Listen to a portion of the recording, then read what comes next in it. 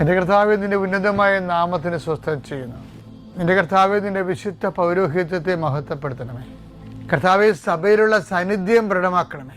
39 വർഷം ഞാൻ അർപ്പിച്ച കുർബാനയുടെ യുഗതിയാൽ കൃപാസനത്താര ജീവനോടെ പ്രത്യക്ഷപ്പെട്ട പരിശുദ്ധമ്മയുടെ മാധ്യസ്ഥ ദൈവവേദനെ നീ അനുഗ്രഹിക്കപ്പെടട്ടെ. കർത്താവേ, ശിഷ്ടരോഗങ്ങൾ, മുഴ വരുന്ന രോഗങ്ങൾ, അതുപോലെ തന്നെ അരിമ്പാറ മുതൽ ചിരങ്ങ് മുതൽ ചൊറി വരെ ത്വക്കിലുണ്ടാകുന്ന രോഗങ്ങൾ കർത്താവിൻ്റെ വിശുദ്ധമായ രക്തത്താൽ കഴുകപ്പെടട്ടെ എന്ന് പ്രാർത്ഥിക്കുന്നു. എന്ത് ചെയ്യണം, എന്ത് ചെയ്താൽ ജീവിക്കും, എന്ത് ചെയ്താൽ മേൽഗതി പ്രാപിക്കും, എങ്ങോട്ട് പോകണം, ആര് പറഞ്ഞ കേൾക്കണം, പല പല അഭിപ്രായങ്ങളുണ്ടല്ലോ, പല പല രീതികളുണ്ടല്ലോ, പല പല ചിന്തകളുണ്ടല്ലോ. എന്ത് ചെയ്യണമെന്ന് അറിയാമ്പോൾ ആകെപ്പാട് മനസ്സ് മുട്ടി മൊഴി മുട്ടി കുഴങ്ങുന്നവർ കർത്താവിൻ്റെ രക്തം നിങ്ങൾ തളിക്കപ്പെടട്ടെ. ഈശോ മാറാത്ത രോഗങ്ങളെ ഓർത്തോർത്ത് കണ്ണീരോടെ പ്രാർത്ഥിക്കുന്നു.